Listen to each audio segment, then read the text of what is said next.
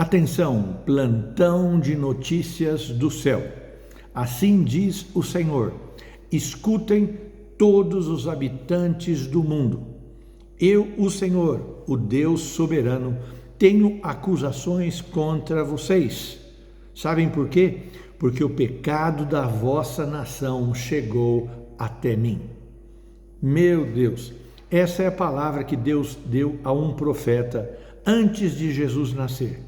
Só que essas palavras ecoam até hoje. E talvez você, ao ouvi-las, ao perceber o que Deus já estava falando para todo mundo, você vai ver como as coisas não mudaram.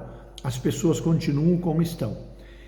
E os pecados que chegaram até a presença de Deus não foi não ir à igreja, não foi fazer dízimos e entregar ofertas. Foram essas situações que deixaram o coração de Deus triste e as consequências vieram como vão vir. O Senhor diz assim, que as pessoas que têm poder acordam pela noite e estudam estratégias para sacar planos malvados. Os líderes religiosos só predicam manjares e licores que as pessoas querem degustar, bons para os seus ouvidos.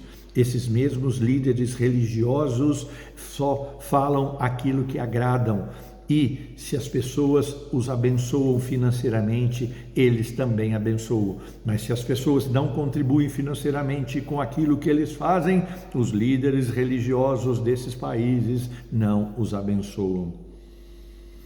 As pessoas normais como eu e como você param de fazer diferença entre bem e mal. E o pior, ainda amam o mal. Os líderes governistas cada vez mais torcem a justiça e esquecem o que é reto. Os políticos e governantes constroem o país debaixo de alicerces de corrupção e roubo e crime. Os líderes que tomam decisões as fazem sobre suborno, e os juízes e seus ajudantes também continuam a dando decisões sobre suborno. Pessoas de influências continuam torcendo a realidade, influenciando pessoas a seguir narrativas que não são verdadeiras. E as pessoas, como eu, como você, usam trampas uma contra as outras para sacar vantagens. E o pior, diz o Senhor, que diz para que todo mundo escute, todas essas pessoas que têm essas características amam dizer que me seguem e que eu sou o mais importante nas suas vidas, mas as suas atitudes não me honram, diz o Senhor. E que fala o Senhor sobre isso?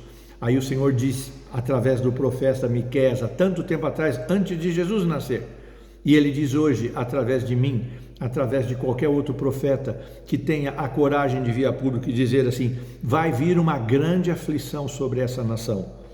O Deus soberano vai pagar maldade contra maldade para todas essas pessoas que estão agindo dessa maneira contra os menos posição. E o orgulho dessa gente toda vai cair como um tempo terrível.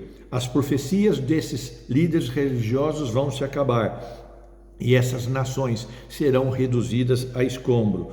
E ele diz para que eu e você não confiemos em pessoas com essas características, porque até mesmo se elas forem da nossa própria família. Uau, que pesado! E continua mais o Senhor. E o que Deus requer de mim? O que Deus requer de você? Deus requer pouca coisa de mim e de você. Ele não quer nada de uma forma religiosa, mentirosa, que o homem te induza a tomar posições. O que Deus quer é que eu e você sejamos pessoas de bem. E diz assim, o que eu exijo de vocês não é uma oferta qualquer. O que eu exijo de vocês é que vocês sempre façam o que é correto. Sempre façam o que é correto. Isso é o que Deus exige de mim e de você. Não é dízimo, não é oferta, não é jejum, não é nada. Ele exige de que eu e você sejamos corretos e que nós amemos a compaixão, que nós tenhamos compaixão uns pelos outros e que nós caminhemos nessa terra humildemente, sempre de mãos dadas com Jesus, porque não adianta você caminhar humildemente com Jesus se você continua com essas atitudes as quais o Senhor disse para que todo mundo escute. É isso que Ele exige de mim e de você. E aí, o que mais eu e você temos que fazer como postura? Ele exige que nós, então, façamos o que é o correto, que nós amemos a compaixão e que nós andamos humildemente nessa terra de mãos dadas com Ele. Então, quais seriam praticamente, Renato, as nossas atitudes? E quanto a mim, quanto a você, o que nós temos que fazer? Temos sempre que buscar a ajuda de Jesus. Nós temos que confiar nele, porque nós temos que ser perseverantes. Nós temos que, mesmo que nós caiamos, o Senhor vai nos levantar. Mesmo que esteja a pior escuridão por causa dessas pessoas, líderes políticos, religiosos, pessoas más ou não, juízes corruptos, nós sempre teremos a luz em Jesus.